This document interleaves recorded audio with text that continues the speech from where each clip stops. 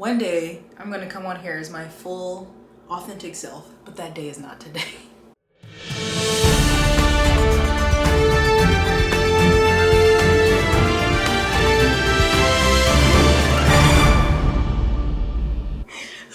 I will spare you.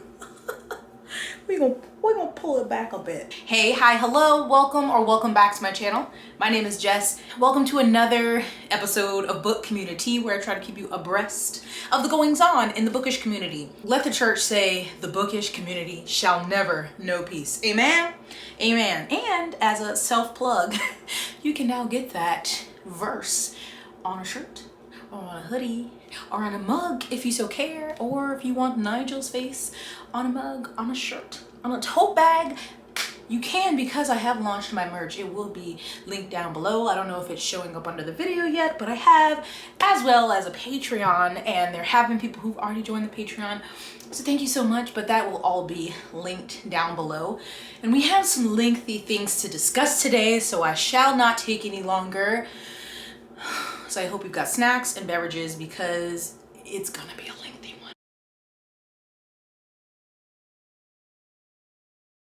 Covering three main things today, and one we're gonna start with is talking about male-male romance. This goes back, and I mean, was it my last video? It's been a couple videos. That is very prevalent in the bookish community, that a lot of male-male romances are written by what we think of, or people who appear to be women, and that it is often fetishized, and those books are more popular than like sapphic romances, which is women love women. So last week, was it last week? I don't know, y'all, the time is running together, but recently I spoke about that TikTok that was really terrible. The person said they loved Red, White, and Royal Blue by Casey McQuiston, which was a male-male romance, so they automatically assumed they would love Casey's new book, which is One Last Stop, which is a sapphic romance, and the person in the TikTok said they didn't love it. They were finding it really boring and unrelatable because they were lesbians. But I haven't read it, but I have been notified that at least one, if not both, are bisexual, the main characters. Anyway, this led to that conversation of the fetishization of male-male romances and why there aren't enough queer men who are actually writing those stories. So what was sent to me?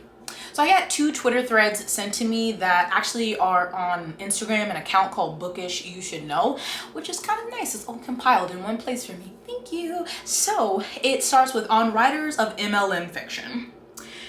So they referenced the book talk video. The book talk video that is being discussed was a straight woman saying she couldn't read books about lesbians, but she likes books about gay men because she's attracted to them. So then the Twitter thread starts with, before anyone starts attacking women for writing and or reading male love male romance because of that book talk video, can we keep in mind that some write/read male protagonists and couples for personal reasons that don't involve fetishizing? Please and thanks. I've had people with alt accounts DM me asking why I have any right to write MLM. I'm not interested in disclosing why my main characters are usually male or why my romances tend towards MLM. It's nobody's business. So just be careful about who you're roasting and who you're gatekeeping. Also, why did I call it book talk like a 97-year-old? I meant book talk. So it kept going, and my best friend in middle/high school was obsessed with MLM fanfic. He came out as a trans man recently. Obviously that isn't always a circumstance, but it was definitely the turning point for me in how I viewed women, specifically going after MLM to read and write. Literally because a lot of these kinds of call-outs assume people's relationship with sexuality and gender, when either A, they've been very open about it and are like, read my Twitter, bro, it's all there, or B, haven't come out yet, but have to out themselves to save their career. And Amanda replied, 100% this. It's like saying, if you're not out, you can't write about LGBTQ fiction. Like, that gatekeeps so many people who are, one, experimenting with their sexuality, or two, aren't in a safe/comfortable position to be out. This call out are always massively damaging. Exactly. I always think about Becky Albertalli and how she was rushed into the coming out process because of the incessant calls about what right do you have as a straight woman to write about queer people, as if people are all they put on the internet for you. Most of the time I look like a regular wife from the suburbs to keep up appearances, so my kids have at least some form of family on my side. I'm not ready to be outed. It would be an absolute shit show. It would be a nightmare to be called out and my identity questioned. A large part of this also tends to ignore how writing MLM will earn out faster than writing WLW, harder sell, and how from a young age we're given media with male protagonists and is expected to relate to it anyway. All of this, yes. Also, female main characters are always scrutinized more intensely because they're either too perfect or too flawed, etc. I found it's often easier to write male protagonists for this reason because I don't have to worry as much about how they'll be perceived. 100%, male characters will be loved for the same reason female characters are hated. I was born in the 80s, and honestly, female-led media was very hard to come by. There's a ton of nuance to the conversation, but it is worth remembering that this is what we were taught.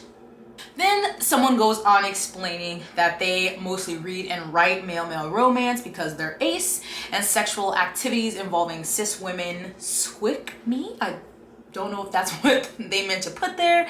And Amanda said they related to that as a fellow ace, and essentially that it's a very complicated topic.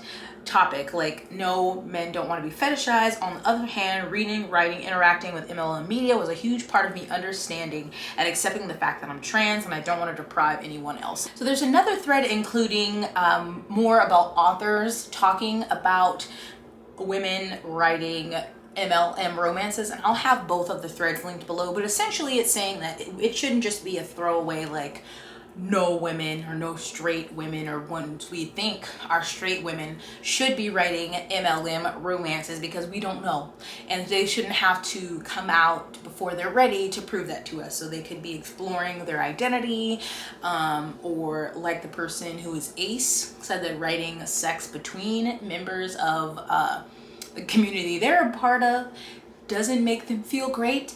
And so I hadn't thought of this because, you know, we've talked about that before because male romances are more popular, and I thought that was an interesting take also about, you know, male protagonists being the norm and less scrutinized than female characters. So just wanted to add that in there because we have talked about this in multiple videos, and that was just a take perspective that I hadn't thought about before, so I'd love to hear your thoughts on that. But it does make sense because people, all sorts of people are in different stages of journeys and different stages of life, and so maybe reading or writing or both certain things help them come to terms with certain things, so we don't want to exclude them or just make it all or nothing. As with most things, it's not black or white. There's a lot of gray, there's a lot of nuance, if you will. So just wanted to add that in there to add for something for y'all to think about. So the next thing was, someone sent this to me, I also saw it on Twitter, but it's been making its rounds. It was published just a day or two ago, but it is an essay by Nicole Brinkley, and it's titled "Did Twitter Break YA?" And so it is very long. I will link it below, of course, so I won't read the entire thing, but I will read excerpts that I think are really important. Like I would read the entire thing because I know some people are not likely to click through and read the whole thing, but we would be here for a very long time. But it is definitely an interesting conversation about young adult publishing and Twitter, and the Twitter part definitely pertains to the next story that we'll cover. But it's very interesting. I, as someone, as an obvious user of Twitter, you know, definitely agree with a lot of points in here, and so I'll be definitely interested to hear y'all's perspective on this. So I'll go ahead and get into the intro and then highlight the points that I really wanted to show in this video. Nicole starts, "I began this essay because I wanted to explore how and why the young adult book publishing industry in the United States now seems to be primarily targeting adult readers rather than teens. I wanted to examine what that shift means for actual teenagers, how the segment of the publishing industry created to meet their needs and tell their stories had begun to fail them. But as I began to research and draft it and continue to think about the shift and its ramifications, the more I kept circling around the reasons behind the shift, how we got here and why. And at some point I realized I wasn't writing an essay about the shift at all. I was writing about the young adult publishing industry and the communities that have formed around it, how we have conversations and how we understand young adult books and who they're for, and who we invite into various spaces and how we treat them while they're there. And above all, how the world in which this industry and its communities exist has been radically altered over the past 2 decades. This essay is long. You might not agree with it. As fandom used to say, your mileage may vary. Thank you in advance for reading." Side note, I think it would be interesting to have a separate essay, maybe Nicole will write it, about the shift from YA targeting teens to targeting adults. But back to this essay. At the beginning, it says, although the concepts of the teenager and of books produced for teen readers existed in America prior to World War II, young adult literature was published for a small and primarily institutional market, school and public libraries, until the late 1990s. As the kid-lit boom created by the Harry Potter phenomenon opened new opportunities, the boy wizard's rising tide lifted boats up and down children's publishing lists, including in young adult. Many young adult authors still popular today sold their first books and began to build readerships. For instance, Sarah Dessen's That Summer was published in 1996, and she was awarded the Margaret E. Edwards Award for her significant and lasting contribution to YA in 2017. But YA was still a relatively small category in terms of retail consumer sales. YA section in bookstores were small, and mainstream awareness of YA titles and authors was generally low. Then came Twilight, which shifted young adult literature into a phenomenon of its own, though a few individual titles like The Princess Diaries and The Sisterhood of the Traveling Pants found commercial success before Twilight. Its publication marked the turning point where both teenagers and adults began to read YA books. YA publishing expanded to accommodate the growing readership. It began to publish more broadly across a range of genres, while also leaning hard into paranormal romance knockoffs that readers ate up. For the first time, YA publishers offered huge book deals, which marked it as a profitable age category for writers, and the general public understood the category on a mass scale. YA became associated with big, buzzy books. Crucially, however, Twilight was published in October 2005. In March of 2006, Twitter launched. In his 2018 comedy special, Kid Gorgeous, John Mulaney makes a joke about how, despite the amount of money and time invested in it, he isn't sure what college is for. I think we should stop going until we figure it out. These days, I feel much the same way about Twitter. And then she explains what Twitter is. Y'all know what Twitter is. 240 character posts, and you can thread them together if it's one thought. Obviously, you can like, you can retweet, you can send tweets, all those things. And so, since its launch, Twitter has been integral to the YA publishing industry in the US. It wasn't long before forward-thinking publicists were utilizing the new platform to connect directly with hungry new YA readers. Those who loved YA quickly found Twitter to be an easy space on which to meet each other and share that love. Authors use it to interact with librarians and booksellers and bloggers and readers. So many bloggers, so many readers, including me. So Nicole talks about their history of growing up on the internet, writing fan fiction, writing a blog, all these things, going to Book Expo of America, and promoting their website. And then so we go to Twitter, is often called the water cooler of the book publishing industry. Editors use it to keep an eye on their authors. Marketers use it to advertise their books. Authors talk directly to their readers. Actual and potential and readers share their excitement about books they love. As YA experienced drastic change as a category and Twilight pushed it to soaring new heights, Twitter became fundamental to the rapidly expanding community forming around it. A community that included teen and adult readers, as well as bloggers, authors, agents, librarians, booksellers, and publishing professionals such as editors, publicists, sales reps, and marketers. While other book communities like romance and science fiction fantasy also utilize Twitter, YA publishing did two things very differently. First, the YA publishing industry made its target audience, its readers, its bloggers, its booktubers, and bookstagrammers part of its professional network. Although genres like romance had long-standing industry associations such as the Romance Writers of America to highlight and promote the genre, and speculative fiction had strong websites and fan awards that fans could rely on for industry news, YA had no such thing. In lieu of trade organizations and long-established magazines, publicists began to use Twitter to reach out to YA's target audience directly, to everyone from experienced bloggers with established readerships to brand new sites with only a few posts and regular readers.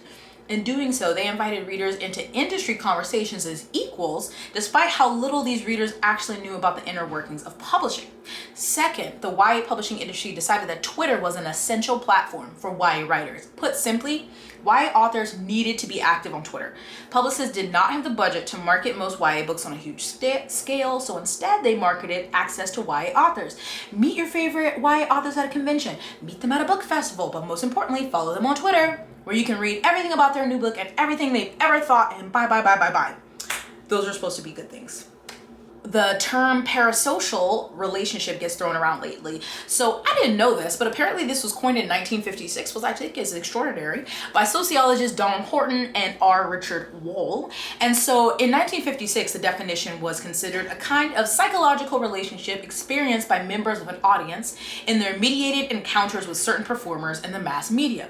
Now, obviously, things have changed since then. We have social media, and so it has been expanded upon, and now a definition is more: the potential to form parasocial relationships is in the DNA of sites like Twitter, Instagram, and YouTube. You become a follower or a subscriber of someone who then shares their thoughts and talks apparently directly to you as an individual. Hey guys, you can even reply, with the possibility of your reply being reciprocated, though it likely won't be.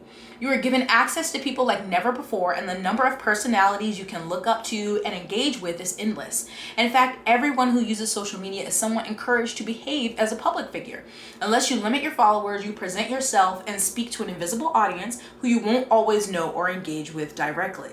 And woo, we could do a whole separate video on the parasocial relationship, but we're not going to do that right now. So obviously, social media inherently supports the development of parasocial relationships. It's not surprising that Twitter users often find themselves navigating them. Within the publishing industry, the performer with whom the average reader interacts is usually an author, editor, or literary agent. But unfortunately, Twitter is not a small community with well-established social rules, whether explicitly stated or implicitly understood. It has morphed into not only one of the largest social media platforms, but an outlet for bots, cyber abuse, and breaking news, to which anybody and everybody has access, and where everything feels personal. This leads to frequent context collapse, which I love this phrase, an idea first introduced in Michael Wesch's An Anthropological Introduction to YouTube. Context collapse is what happens when the scale of interaction shifts to the infinite audience possible online, as opposed to the limited groups a person normally interacts with face to face. In a limited group, a person is constantly adjusting their tone and presentation of self to fit into the social context. In a situation of context collapse, this becomes impossible. I mean, it's literally a perfect explanation of Twitter. Context dies on Twitter. It doesn't exist.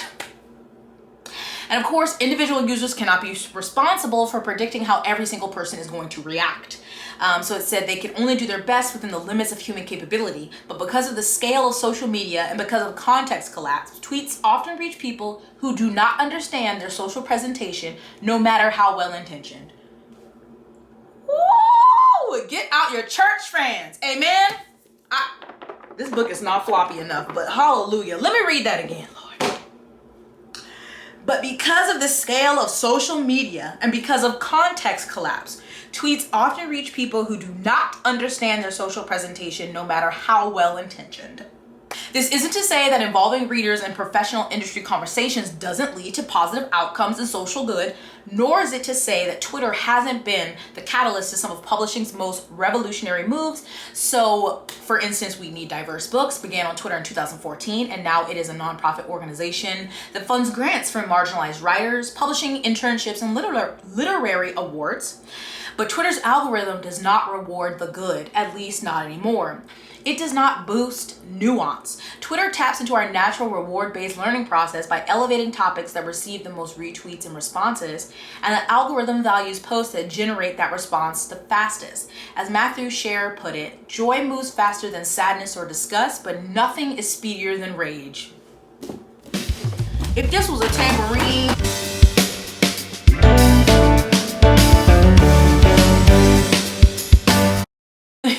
bookish tambourine, let me stop.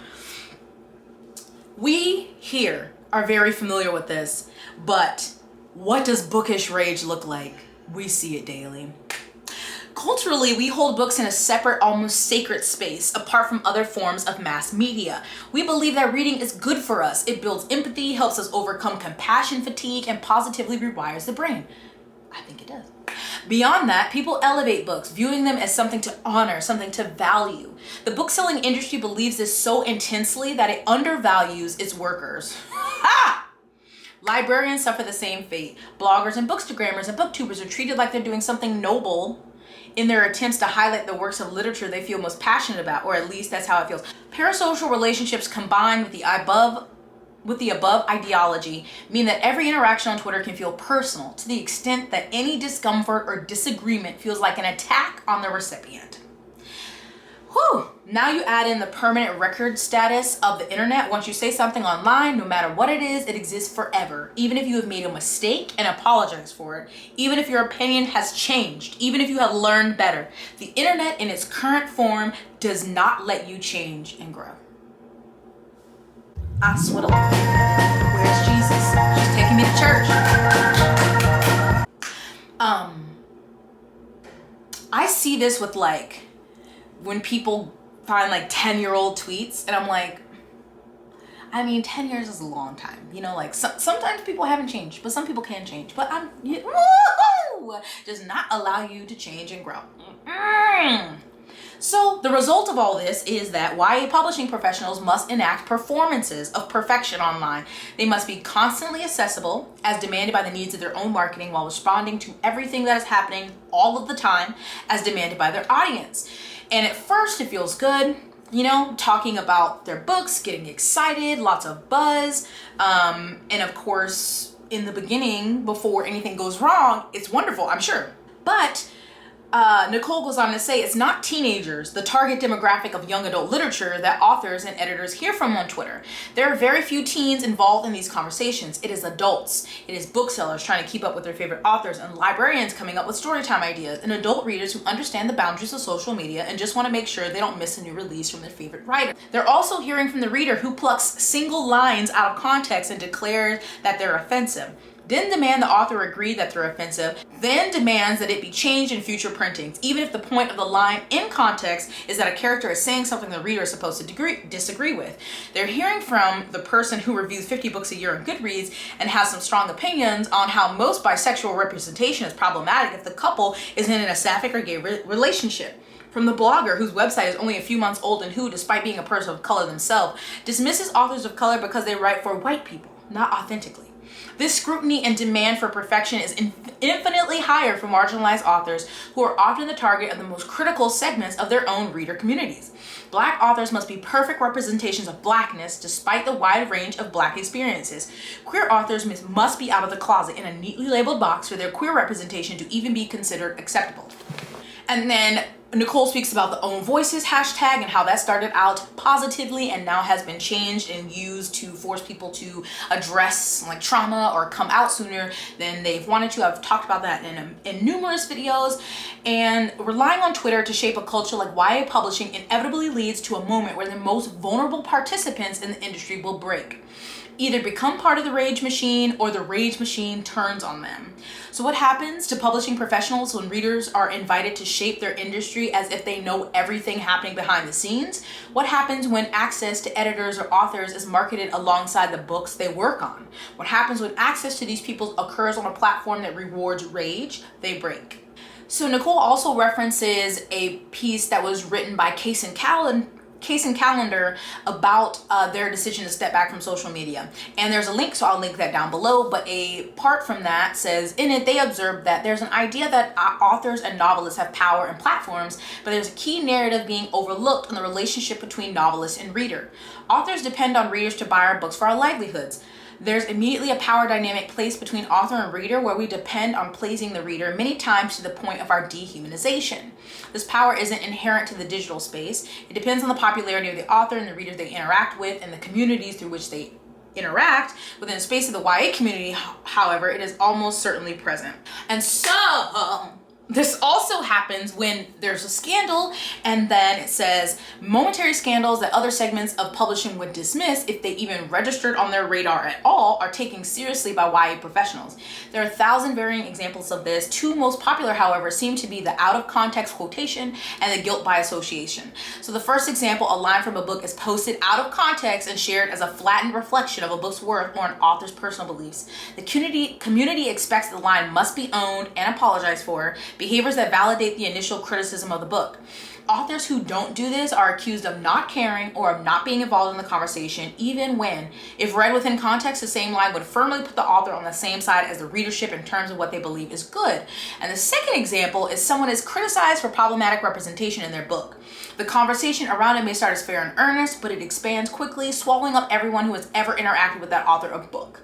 Other authors must have known and secretly approved of the representation, goes the logic in this example, and other editors who follow the offending author or on Twitter must have seen the flaws in their work. Soon, demands for the associated figures to cut ties with the original author immediately and apologize themselves explode. If they don't, the figures risk being canceled themselves. We see this This happened with the Emily Duncan situation, authors who were considered their friend, and people were like, how didn't you know? Although some of the behavior of Emily Duncan was bullying and not just stuff in their book. So that's kind of different, but this does usually happen when you're guilty by association. Nicole also says, books are the sum of their parts, and characters are not necessarily reflections of the author. We know that it's not logical to judge a book or an author by a single sentence, and we know that even books with dark or problematic undertones can contain valuable commentaries on society. And I wanted to read this excerpt by author Otessa Moshfegh. Art is not media. A novel is not BuzzFeed or NPR or Instagram or even Hollywood. Let's get clear about that. A novel is a literary work of art meant to expand consciousness. We need novels that live in an amoral universe past the political agenda described on social media. We have imaginations for a reason. Novels like American Psycho and Lolita did not poison culture. Murderous corporations and exploitative industries did. We need characters in novels to be free to range into the dark and wrong. How else will we understand ourselves? Oh my gosh, show them your little snaggle too. Ooh, okay. Sorry. Let's cover up my hair. I loved this part when art is not media. So a book is not like NPR. It's not a reliable news source. It's not something that you should report to for political correctness, I guess, or commentary, not always, especially fiction, on the current political climate or social climate. And I love that they said we need novels that live in an amoral universe, past the political agenda described on social media. We have imaginations for a reason. And I know a lot of people don't like books like Lolita. I've never read that, or American Psycho, but it's just like, these books get to explore things that we wouldn't do, couldn't do, shouldn't do in normal everyday life. I mean, there's taboo romances a lot of people love and know they don't want to be kidnapped in real life, but they want to read it in a book. So, and I love that they put in murderous corporations and exploitative industries poisoned our culture, not dark books. And so I think this is really important because I don't know, not saying I'm not guilty of this. I think we all have kind of judged an author by the content in the book and maybe judged a person by what kind of content they're reading in a book. And it's fine if you don't like such content, but I feel like I don't know if I'm explaining this well, but I just think for fiction, not nonfiction, that things like this exist. And I think that it's going to be mentioned in the article, but they touch on Nicole touches on video games. Like, people play those shooter POV, I don't know, video games all the time. You know, they were like, this is making the kids violent. And we figured out that didn't. My husband loves to play the game Call of Duty and all that thing, but he doesn't go and shoot people. I kill my characters in The Sims. So I just think in ways of fiction, we should have these ways to explore and escape and create in fiction. Let's keep it fictional. And we can, and I say we can tend to be judgy about that sometimes. Okay. But digital purity culture combined with the ideologies around YA books leave no room for nuance. Teenagers, after all, must be taught any action that is less than perfect must be labeled as a bad idea, or else you're encouraging teens to mimic that behavior. It's so prevalent an idea that tweets in which someone, for example, advocates that Bret Easton Ellis's American Psycho should have included chapter-by-chapter disclaimers of his protagonist's behavior can be interpreted both satirically and in earnest. The same purity argument has been directed at video games for decades. Showing violence to kids make them more violent, right? Except, of course, that myth was debunked. Also, they talk about a new sociological theory called morally motivated networked harassment. That is a new sociological theory that describes and seeks to explain the social media dogpiling that unfolds when someone's personal moral outrage is matched on a community scale. As communication studies scholar Alice Marwick explains, it makes people feel good, strengthens their own sense of morality, and makes them feel like part of a like-minded group of people. This is just exactly how Twitter works, but I think that exactly explains it correctly. I try to not get involved in the dogpiling, but it very much so happens, you know, someone takes something, all these people, and then other people see it and they're like, yeah, and they just jump in, and you're like in the moment, you're part of this group. I think that definitely is a thing, and people kind of just don't think before they do it. But Nicole is saying it's no surprise that this happens on a broad scale on Twitter, especially when they change their algorithm timeline. So those big tweets that get a lot of attention, that are really induce rage, they spread faster than anything else because of how Twitter is built. Morally motivated networked harassment also hits the dopamine drive in our brains. It doesn't matter that the behavior is often performative allyship. Our brains reward us for the likes and retweets with sweet, sweet dopamine. Why would we stop when it feels so good? The answer, of course, is because that performative allyship hurts actual allyship. More often than not, it is marginalized people who are the ones attacked, not privileged people in the actual positions of power. But our brains and the Twitter algorithm both want the rage-induced power trip, foregoing the work of real activism in favor of quick, out-of-context takedowns. In other words, the Twitter algorithm doesn't care who it hurts. Twitter is a business. Twitter just wants you to keep clicking, and so does the publishing industry. If accomplishing that goal means ruining communities that have supported it since its founding, so be it. They're like, we're making money. Who cares? So towards the end of the essay, to become involved in the YA publishing industry is to end up a digital Ouroboros. There is no winning. No other industry expects its employees to spend all day at the water cooler listening and responding to every single critique of their work, their colleagues' works, the overall industry, and the world as a whole. And other industries, you are expected to actually do the work, not just respond to it. But unless a mass exodus from Twitter by the authors forced to engage with it occurs, and given how little publishing invests in its mid-list, and reports that literary agents are having to fight off clauses that make a regular social media presence a material part of publishing contracts, it seems unlikely that publishers would allow such a thing. There may not be a chance for the YA community to change. The nature of the rage-loving algorithm of Twitter isn't going to change. YA publishing isn't going to change. Even if it has broken authors, even if it has lost its intended audience. So here is what I will say to you, dear reader. You do not have to participate in this cycle. The system is broken, but the system can be abandoned. As Case and Calendar writes, I don't feel like applauding anyone for giving me permission to not be on social media as an author. This should be the baseline expectation for everyone, that no author should ever have to commodify themselves and their energy and their time for the sake of publishing and for the sake of capitalism. We don't have to give in to the rage the algorithm demands of us. We don't have to refuse to engage with nuance and thoughtfulness because of the expectation of an industry that wants us constantly engaged on the terms it sets for us. We don't have to speak up or speak out just because people we don't actually know demand that we do. And we don't have to demand that people we don't know speak out just because we feel they should.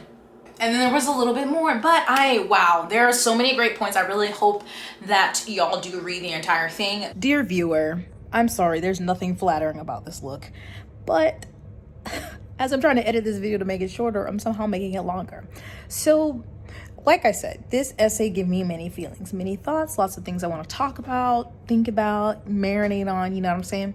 And so I'm conflicted. As many of you know, I think that it's been a couple months now that Ashley from Bookish Realm and Mara from Books Like Whoa and I did a live talking about like when should people like speak out on issues with authors or world issues. And so because we're much in the belief of, you know, depending on your social media presence and how much you use social media, that kind of should equate to how much that, like, obviously people who don't use social media, who come on and like look at something and get back off, whatever. But people who are always on social media, always posting memes and videos and pictures and da-da-da-da, and you see all these other things going on and they don't say anything about that, kind of find it suspicious. And now I'm feeling like I'm questioning myself. And like, I still think it's very important. I just wanted to say that I just wanted to say that I'm having thoughts. And I think as something I was talking to with my friend, was how the internet is not a conducive place usually for people to learn and grow, just like this article said, because it's like you can say one thing, but then if you decide to change your mind, if you learned more information and now you have a different perspective, people tend to be like, didn't you say this? And it's like, yes, I did. And now I know this, so now I think this way. And so I'm not saying that I don't agree with that live stream at all, or that I want to take back anything I said. I'm just saying that this is getting me thinking. Like, every time I make one of these videos, I feel like I think about things that I said in the past, and that's great. We're always supposed to be constantly learning, reevaluating our thoughts and our priorities and all that stuff. So it's just giving me a lot to think about. So you should expect more discussion videos and lives of the future, because this is giving me so much. It's really a great essay. Also, there were two Twitter threads that I wanted to share real quick from authors that were talking about this piece. Story time. After my deal was announced 2 years ago, I was connecting with bookstagrammers, and one told me, we all pay attention to which authors speak out on Twitter about every controversy, and if someone doesn't tweet about XYZ, we remember, we all talk. They went on to say that it was imperative for authors to weigh in on every controversy, be it a non-book political moment or a book author-related scandal. It was terrifying, to be honest, to me. It was a clear warning. Participate in author book-related pylons or else. I wish this were a joke. As someone actively involved in my community, volunteering, creating programs at my local LGBTQ plus center, participating in protests, engaging with, educating and organizing students, etc., I soon realized that book Twitter mistook tweet callouts / pylons as activism and allyship. Hearing it directly from a bookstagrammer was jarring and scary, and made me realize just how performative tweet allyship and activism is. Beyond that, I just don't think it's helpful. If the goal is to create meaningful systemic change, hopping onto a pylon is not that. Demanding accountability for real harm is important and necessary, but that's so rarely what happens on Twitter. Most of the time, one thing is taken out of context and the retweet, quote tweet cycle becomes a dangerous game of telephone that leaves no room for nuance or real accountability. How many more marginalized authors have to be harmed by pylons, dangerous subtweets, out of context callouts? How many queer authors have to force themselves out of the closet because they face harassment disguised as activism and allyship? If I don't tweet about something, it's because I genuinely have no idea what's going on or I'm not informed enough. But to be honest, nobody is owed my tweet thoughts on any given subject or topic. No author owes anyone their private life, thoughts, or public participation in anything. Likewise, y'all don't get to demand anything of authors beyond us doing the best we can, which obviously includes making sure we don't write in harmful ways. When, not if, we make mistakes, allow us space to make amends, to learn, and to grow. Doesn't everyone deserve that? We all, authors, editors, agents, book reviewers, readers, accounts, need to be the change, push for real progress, not feed the toxicity, and contribute to the problem. Twitter drama and targeted harassment doesn't change the world. It just makes it scarier for marginalized authors. And this thread was quote tweeted by Ren Chapeko, who said, as someone who has infamously called people out here, often to my own detriment, I agree with this thread. Do these bookstagrammers call out their own who continue to boost problematic authors? If not, why do they expect authors to do what they can't and don't themselves? I don't do it for shits and giggles. I do it because some people in here have become so objectively vile that my Rorschach tendency to call it out and to hell with consequences activates. Many authors do not have the mental health for this. Don't use me for your measuring standard. I am also not blind to see that for whatever work people perceive me to have done, my books are not popular on Insta or TikTok. I will continue to do whatever the hell it is I do regardless, but I don't appreciate people on there using my name as nothing but for woke scolding. Oh, is it frightening to call out popular problematic authors because you're only a small platform yourselves? You're afraid of harassment? Gee, then why put the same onus on authors then? Y'all have no idea how fucking tired I am of people sometimes. And so, lots of great points made here, and I definitely feel like there are some valid times when super harmful things or it's a repetitive cycle that keeps happening with an author happen, and there are valid times with a publisher, with a person, but a lot of things are taken out of context. And so I don't know, I just have a lot of thoughts. And I hope that this gets you thinking. It's not supposed to be like you listen to this or you watch this video, you read this essay, and you have all the answers. I just hope it gets us thinking. And I'm thinking, I'm talking about it with y'all. I'm talking about it with friends. Because just because something is one way doesn't mean we have to stay that way. And doesn't mean there's some perfect answer. Just hope you're thinking. All right, so I've been tagged a few times and was sent some threads and articles, and it is about something that happened last year. So this article that I'll have linked below is on Vox.com, and it's titled How Twitter Can Ruin a Life. And so this story is about Isabel Fall, and a sci-fi story that was published last year in a, I think like an online magazine, and it was titled, I Sexually Identify as an Attack Helicopter, and the response was varied, to say the least. So I'll also have a link to the story by Isabel, but essentially the story, okay, here's a few things before we go into it. The attack helicopter, I guess, was something that right-wing people used as like a transphobic meme. And so people saw the headline and some people just reacted and were like, this is transphobic, so it must be someone like trolling, someone who's like, you know, on the right or like alt-right or something. But the author, Isabel, is a trans woman who was taking that and, you know, like used it in the story. And then if you like read the story, then you would understand. But some people didn't read the story, they just saw the headline and they went with that, like, this is harming trans people, without actually reading the story and maybe listening to conversation around the piece. So this was last January. And so another thing was that people were, of course, like trying to look up who Isabel was like, I don't know this person. Is this a trans person? Is this a cis person? Is this somebody, you know, trolling the community? And they couldn't find really any information on Isabel besides that they were born in 1988. And so then people were like, oh yeah, it's definitely a troll. There's no information about this person. Who is this? Some people read the story and said this must have been written by a cis man. Some people read it and said it must be written by a cis woman, but Isabel, the trans woman, and this was like her first attempt at basically like coming out by writing this story. And it did not go over well. So it was published and there was a lot of positive reaction to it.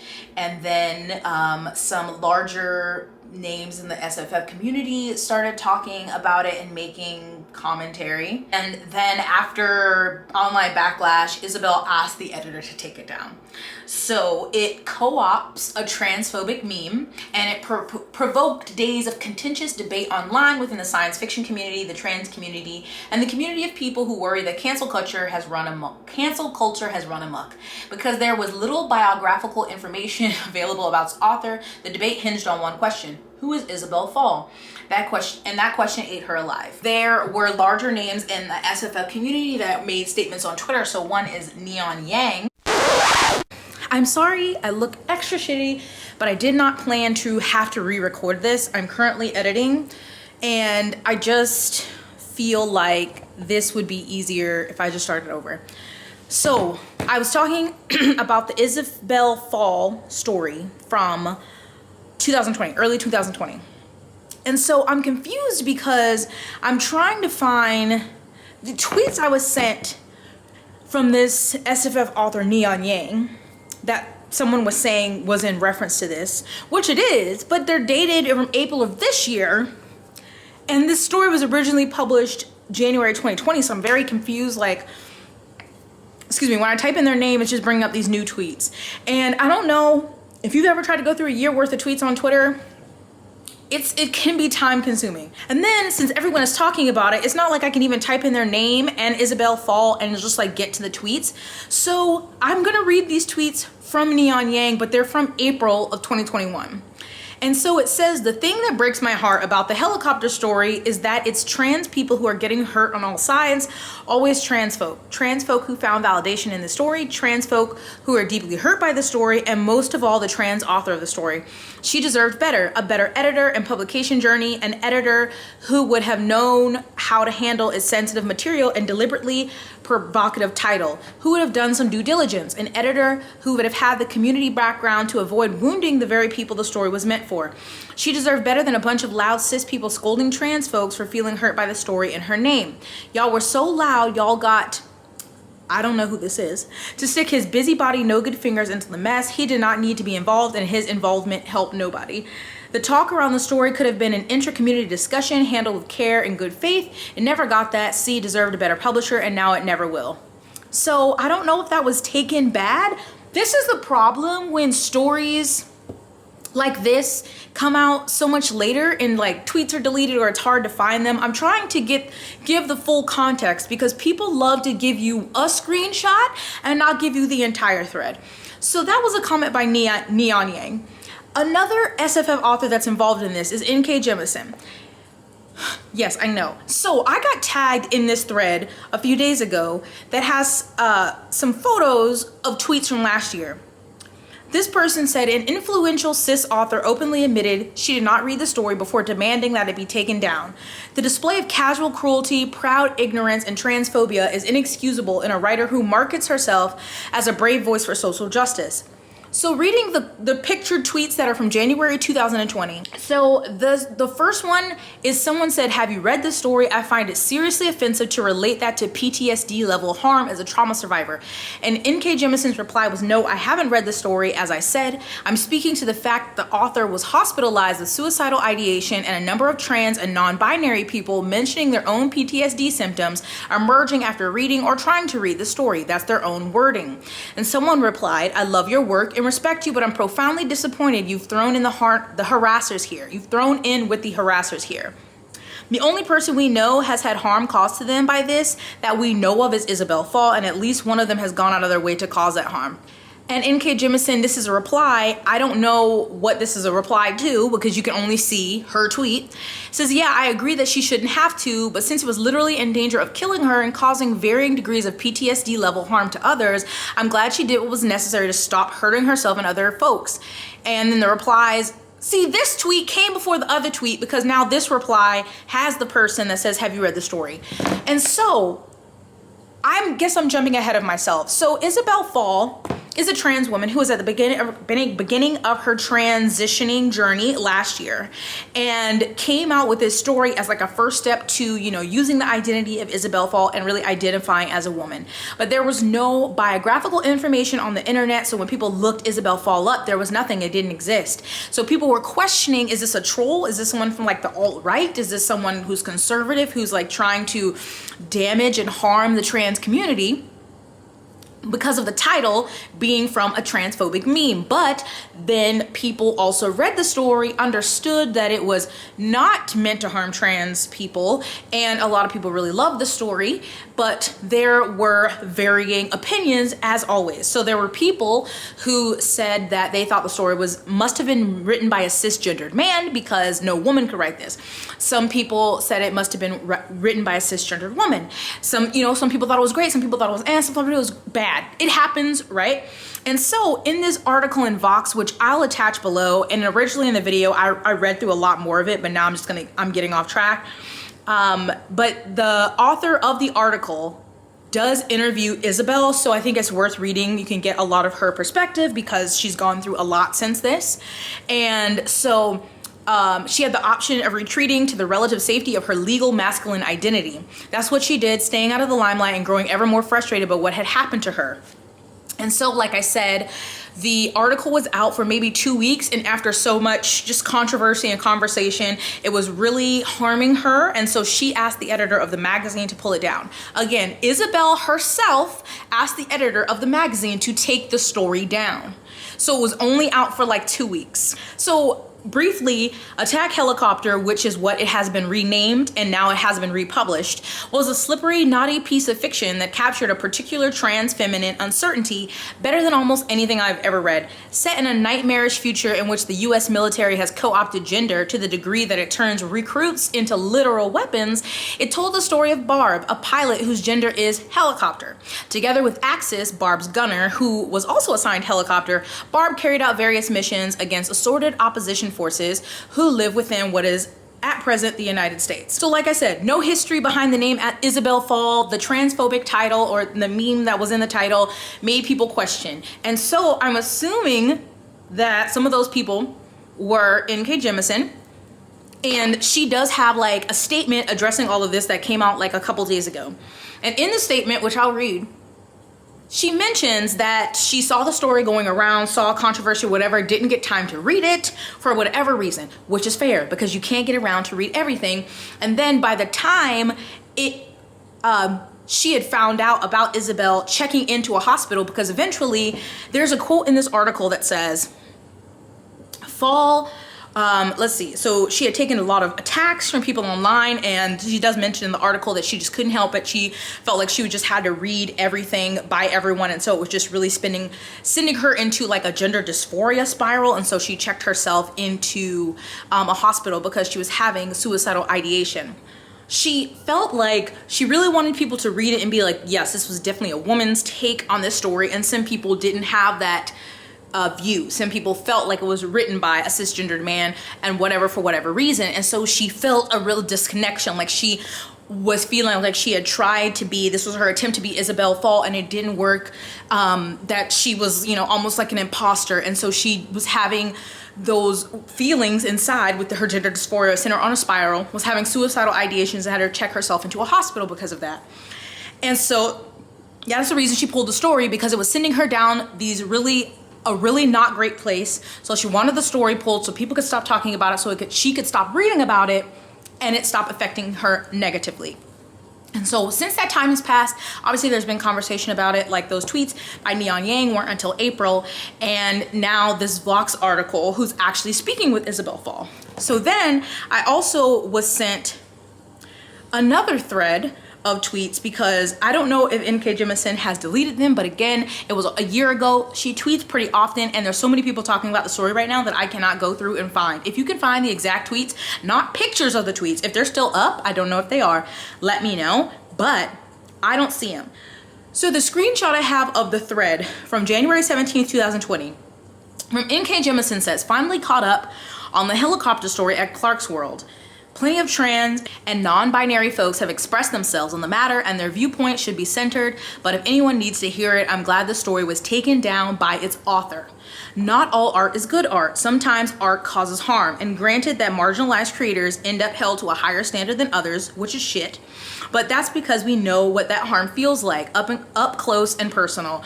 Artists should strive to do no more. Artists should strive to do no more of this harm. And I say this as someone who's done harmful things before and will end up doing them again, despite my best efforts. It's easy to fuck up. Everyone does it eventually. You gotta fix it though, as best you can. Or if you can't, learn and do better next time. Anyway, here's a thread collecting some reactions from various folks on the issues. And then she said she was gonna mute the comments. So remember, this first tweet said an influential cis author openly admitted she did not read the story before demanding that it be taken down. The display of casual cruelty, proud ignorance, and transphobia is inexcusable. But they only had those two tweets. This was saying she was happy that the author took the story down. I'm not saying that's right, but nowhere on these tweets, or that I can find that anyone has presented, does it say from NK Jemsin that she demands the story be taken down. Again, this is not saying that everything else in her thread was right, but get it right when you're trying to call people out a year after something happened. This is what I get so frustrated with, and this is something that was just addressed in that article about YA Twitter, but it happens on Twitter in general. You have two pictures, and neither of your screenshots illustrate what you're saying. You said that she demanded that it be taken down. And how is that a display of casual cruelty and proud ignorance? She said that she hadn't gotten around to reading the story, but she was glad the author took it down. And I'm not saying that's okay, but the person in that tweet is straight up lying. You don't even have a tweet right there to say, showing that NK Jemsin said that. She said, finally caught up on the helicopter story. Plenty of trans and non-binary people have expressed themselves on the matter, but if anyone needs to hear it, I'm glad the story was taken down by its author, which says in the Vox article, Isabel asked her editor to take it down. Nowhere did NK Jemsin, at least I don't have the tweet. If you have the tweet, then show me. But I'm just saying the person who said this didn't have a photo of a tweet where NK Jemsin is saying, I demand this story be taken down. So when you want to call somebody out, at least get it right. And I'm mad. Not to say that other things in her thread weren't, problematic or harmful or whatever. I'm not saying that. And there's so many disgusting replies to the statement that she put up, and it's just a bit ridiculous to me. And I don't like this. And someone had quote tweeted that, said, it's genuinely chilling to see one of the most celebrated authors in contemporary SFF openly state that she believes transgressive fiction capable of causing tangible physical harm, and further claim that justifies a concerted effort to ruin an author's life. Where did she say that was justified? She said, I haven't read the story. I'm speaking to the fact that the author was hospitalized with suicidal ideation, a number of trans and non-binary people mentioning their own PTSD symptoms emerging from. And again, I don't have the whole thread because no one ever provides all of the context. I obviously didn't know when this was happening. I don't have tweets of other people who are trans or non-binary who are hurt by the story to add to this. Do I think she's lying? I don't think so. But again, I don't have tweets from people in those groups to say, here were other people. And I'm sure they are, because every group of people, they're not a monolith. Everyone has different experiences and different reactions to a whole list of things. So you cannot say that that story didn't do any harm or didn't trigger anything for anybody, because you do not know. Everyone who read it didn't say something on the internet, or maybe you didn't follow that person. So it's just very much a blanket statement, and they're being very general and also adding in lies, and they can't back it up. If her tweet had said that she demanded it and then she had a picture of the screenshot of NK Jemisin's tweet, then I'd have been like, okay, but you don't. You have parts of tweets you want to pick and choose and then put it here to bring down another marginalized author. Again, I'm not saying if NK Jemisin said things that were harmful to trans people that that's okay. Not what I'm saying, but I know people love to take parts of things and spin it and make people look bad. But I'm just really frustrated because literally right here, and then everybody's just, going along for the ride as if they also didn't read the tweets that don't say what her tweet said. I don't even know if that made sense. I'm sorry. I feel like I should have my mini mic, but it's not compatible with this camera. My God. Anyway, let's bring it back. This is already too long. So, refresh on the timeline of events. January 2020, like the beginning, I think it said January 1st, Isabel Fall made this step to really start her identity as a trans woman, as a woman, and had this story published in the magazine that was titled, I Sexually Identify as an Attack Helicopter. This previously has been known as a transphobic meme, but also members of the trans community have basically taken it, and made light of it. So she was spinning on that and wrote a story, a short story about that many people loved, and then some people had issues with. People thought maybe somebody was trolling because there's no history of Isabel Fall online, so they weren't sure. And there may have been people who were in the trans community or the non-binary community who didn't like the article or felt some type of way, maybe had a negative reaction to it. And those people are the ones that NK Jemisin was referencing. Now, NK Jemisin didn't read the story. She says that the story was going around, she didn't get to it, and then by the time Isabel had checked into the hospital, the story was already pulled. So no, NK Jemisin did not read the story. And is some of her Twitter thread? Yes. But she says that since the story was causing so much harm to some people and also the author, she was happy that the author made the decision for her own health to pull the story and check herself into the hospital. Nowhere in the tweets, at least that I have, if you have them, let me know, do I see that NK Jemisin demanded the story be removed or was relishing in the author's, the state of their mental health. So Neon Yang had a follow-up thread a couple days ago. They said, hey, I'm getting a bunch of blowback from people because of the Vox article on Isabel Fall since I'm quoted in it. So I thought I'd say something a little more in depth about the issue. First of all, Isabel, I'm sorry. I'm sorry about how badly hurt you were by the response to your story. I'm sorry if anything I said on Twitter contributed to the harm. You matter to me as a trans person because trans folk matter to me. I'm sorry you were hurt. Forgive me. I sent a statement to Emily when she reached out to me because I didn't have the spoons to be interviewed. Hi, I've been deeply depressed for months. I'm not okay. But I wanted to say something that perhaps better contextualized why people reacted the way they did. Because I'm uncomfortable with the narrative that the people who publicly processed their hurt and confusion did so maliciously in order to destroy a trans person's life and career. Because no, they were hurt and confused and their reactions were genuine. I specifically used third person because I was not hurt by the story. I actually quite liked it. I did read it, but I also understood why people reacted they did when no one but Neil Clark, I guess, knew Isabel was trans. In my statement to Emily, I said being trans in this world is having to constantly justify your right to existence at all. And when you're forced to be on the defensive all the time, everything starts to look like an attack. Did it get out of hand? Yeah. I think that's the nature of Twitter. It's like a forest fire you cannot control. Who says what about things that you say? It burned Isabel badly and we can't take that back. That fact hurts. But I also wish there were some compassion shown to the people who lit the first spark. They aren't evil, just trans people too used to being hurt by a world that hates trans people. I think people want to be like, I was right and good on this issue, and everyone who disagreed with me was wrong and evil. But that's not how it is, and I don't want to treat it like it is. And that's about it. If people want to label me as a transphobe, a trans misogynist, or anti-art over this, I can't stop them. It's the nature of the beast. I have to accept it. As a public person expressing public opinion, it's all I can do. And then lastly, before my memory card fills up, I'm going to read you N.K. Jemisin's statement. And then I'm going to stop, and I don't know. As some of you know, a new article has come out regarding the whole terrible mess with Isabel Fall from last year. It's a good article. The reporter actually speaks to Miss Fall, and it's extra horrifying to see just how badly the controversy has impacted her health and career hopes.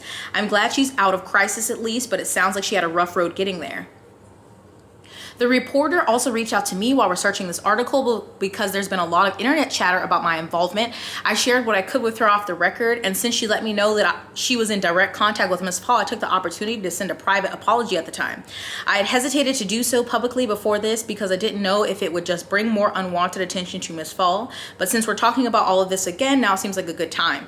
As I recall the sequence of events last year, the discussion of Miss Fall's story happened over roughly 2 weeks. I stayed out of it for most of that, and I did my best to follow along, although I was rationing Twitter at the time for my own mental health. It was a busy few weeks for me, and I meant to read the story everyone was talking about, but just didn't have time. After many days, the conversation seemed to be winding down. Then I read that Miss Fall had taken the story down and hospitalized herself. I was horrified and decided to post a thread expressing solidarity with her decisions, both her decision to seek care and to prioritize her own health over other people's wishes, that she leave the story up no matter what. A couple of parts of the thread were me retweeting trans/non-binary authors who are making some really good additional points about the situation. I expressed my sympathy for Miss Fall and my hope that she would continue doing whatever it took to feel healthy and safe again. I also said in the comments that I would read the story as soon as she put it back up. Before I could finish, however, I think I got maybe 5 or 6 tweets in, I started getting delete this and some other comments. At first I tried to address commenters' concerns, but then some of the commenters started insulting anyone who liked my tweets and the people I was retweeting. I belatedly realized this might actually end up making things worse for Miss Fall and other queer writers, so I decided to take the thread down rather than finish it. Altogether, the unfinished thread was up for an hour or so. That's the sum total of my involvement. I'm not going to claim I didn't screw up. I made several huge errors of judgment, and I also took the thread down because I realized I'd done a poor job of explaining my points. It wasn't anything I haven't said in other conversations about arting while marginalized over the years. Black writers have been wrestling with the issues of how to handle slurs, stereotypes, and hate speech in fictions for generations at this point, and it's definitely something I've struggled with myself. In a few cases, choosing to delay or forego publication of some of my works. My intention in the thread was to note that it's always going to hurt when one tackles this kind of material. Art which explores that hurt is going to be good for some people and really, really bad for others. All an artist can do is try to minimize that harm, including harm to themselves as they speak their truth. That's another reason I spoke up, to let Miss Fall and other marginalized writers know, if they were wondering, that they're not alone and that these struggles are just part of the burden. But I spoke off the cuff, just reacting to the announcement, and I should have pre-written that thread and edited it for clarity before starting to post.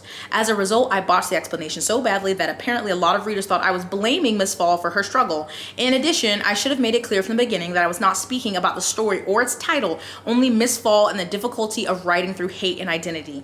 The Wayback Machine link to the story was being passed around at the time, but when an author takes a story out of circulation, I consider that a withdrawal of consent. To go ahead and read it then against the author's wishes feels supremely wrong to me.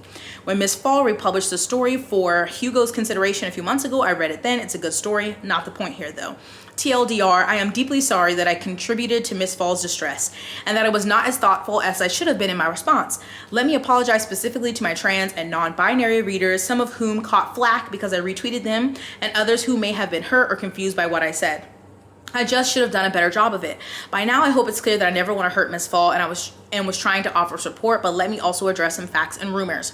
I do not know Miss Fall. As far as I know, I have no personal animosity towards her and did not call for her cancellation or censorship.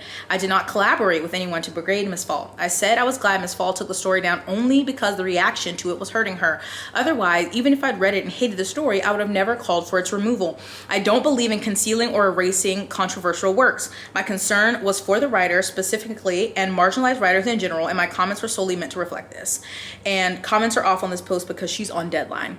So again, she obviously addressed that she did wrong. This is not my, like, I don't even know if this is an apology. I mean, she does say apology to her trans and non-binary readers, which is not me, so that's not my apology to accept. But she obviously sent a private apology to Isabel, so that's between them. But she admits wrongdoing and falling into the Twitter trap of just speaking off the cuff, replying really fast and not taking time, which so many of us are guilty of. It's a human thing. But obviously, as she said, and she obviously deleted the thread, so I think these are the only screenshots, the ones I have, that she was not asking or advocating for Isabel to take the story down. Isabel did that on her own. And she was trying to, and she didn't do it well, but trying to, you know, kind of speak in solidarity at a shared experience of being a marginalized author and the hate that comes with that. That obviously didn't come across well. But these people on Twitter who are like, demanding that it be taken down. And then, so some of these replies, because N.K. Jemsin did tweet a link to this statement. There's no comments on it, but all the quote tweets are, nice ratio, killer. You destroyed a woman's life. Your apology is trash. You're trash. Well, this was a lie. Do you literally have any empathy in your body at all? This apology sucks so much. I don't know. So, you know, maybe everyone's gonna yell at me in the comments. I just feel like obviously we say Twitter lacks nuance. It's where nuance goes to die. There's never any context, but I just am very blown away by how people literally have a picture of a tweet and then in that very same tweet say something that's not in the tweet. So they're inferring or they're making up their own story and then people are just going with it. And not saying, again, that she's 100% in the right, but I'm just really frustrated by this. And anyway, I'll have that article linked down below for the Vox article, the article or the essay from Why Twitter. I'm just getting really frustrated and I'm hungry. I need to, whatever. So this was the end of today's video. I also recently just saw some stories posted by young adult author Adrienne Young that addressing more of this whole Twitter break YA thing. And I was like, I want to put it in here, but this is already so long. So I think I'm just going to do a live. Later this week maybe or next week, just talking about it, discussing it, and we can talk about this too and your thoughts. I again have no negative. I don't want to say that N.K. Jemsin was 100% right in what she did or anyone else in that situation. I didn't get to watch the situation play out. I don't have all of the receipts to what happened.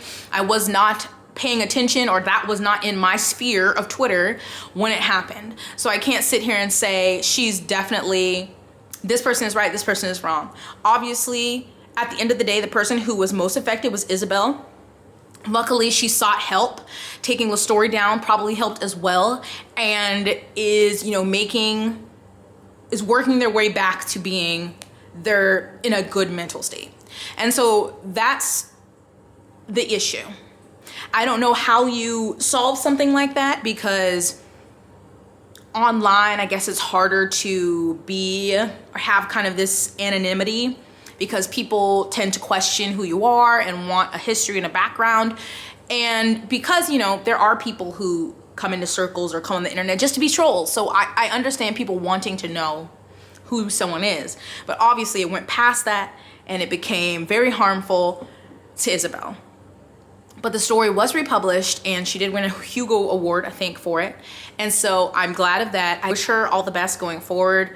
It must be such a long recovery process. And, this interview probably brought back up a lot of things that maybe she had healed from. But at the end of the day, that's most important, that Isabel was the one who was harmed, but luckily got help and is doing better. And again, another thing about Twitter is that we should take time and read things before we react. It's still hard to have context and nuance on Twitter, but you can at least do your part by taking time to read things before reacting. And also, if you want to bring up stuff, because obviously this article came out, and so that brought up things for people. Although I feel like, okay, this article was published on June 30th, and so the article was published on June 30th, and this person's tweet saying that NK Jemsin demanded to be taken down was on June 27th. So I don't know if they knew the article was coming up, or they just randomly didn't have anything else to do and went digging through their screenshots to see what shit they could stir up on Twitter that day. But all I'm gonna say is, if you about to call somebody else, I'm just here with my couch looking raggedy. All I can say is, if you gonna call somebody out, at least be accurate and have shit to back yourself up. I don't know. That's it from me. Thank you for watching. Give this video a like, subscribe, check out my description box. Obviously links to Patreon and merch is down there. Other ways to support my channel, lots of information, ways to follow me on social media. But stay blessed, hydrated, moisturized, and sunscreened. And don't let these people get you all riled up. Anyway, I'll see you in my next one. Bye.